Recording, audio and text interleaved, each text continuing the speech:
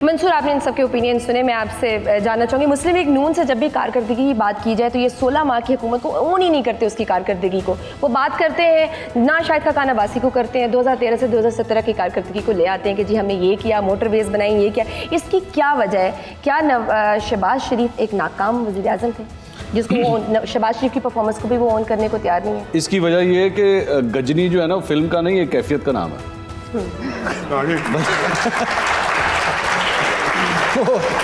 बंदा भूल जाता है, बंदा भूल जाता है।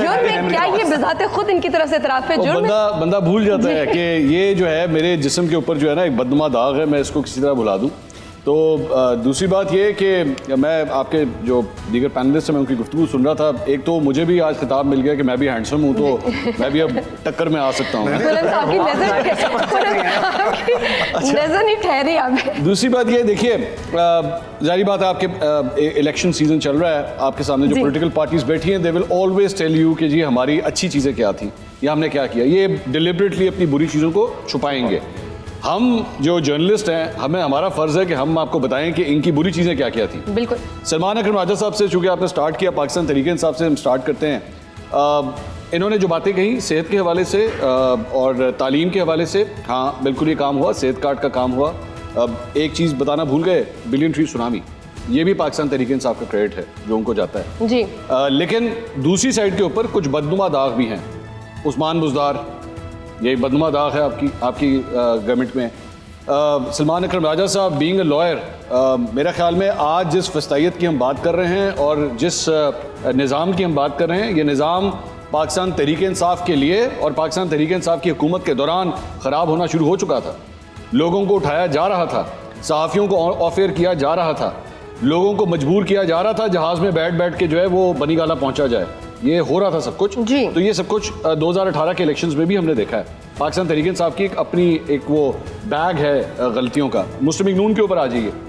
मुस्लिम लीग नून के अंदर सबसे बड़ा फॉल्ट ये है कि ये समझते हैं कि पाकिस्तान के तमाम मसाइल का हल जो है वो शरीफ खानदान के DNA के अंदर है। अगर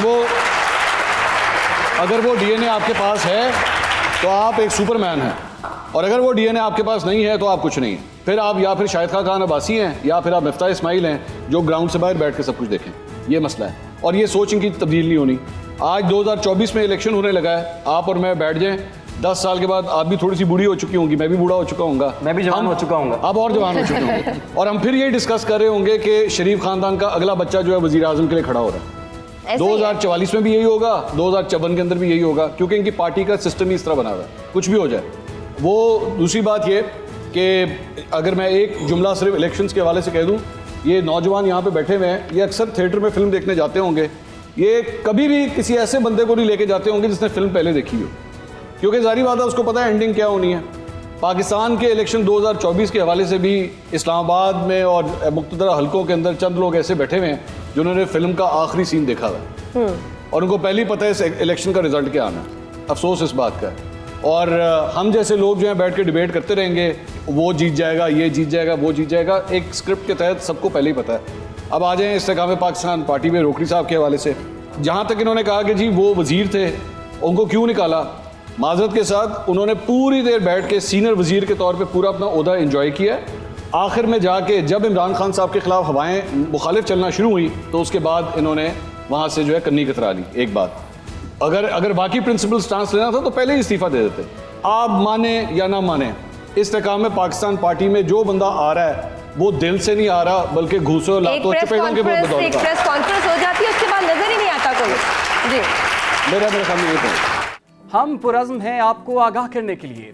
अगर आप दुनिया भर से हासिल होने वाली इत्तलात, मालूमात और खबरें जानना चाहते हैं तो अभी सुनो न्यूज़ का YouTube चैनल सब्सक्राइब करें और बेल आइकन पर क्लिक करें।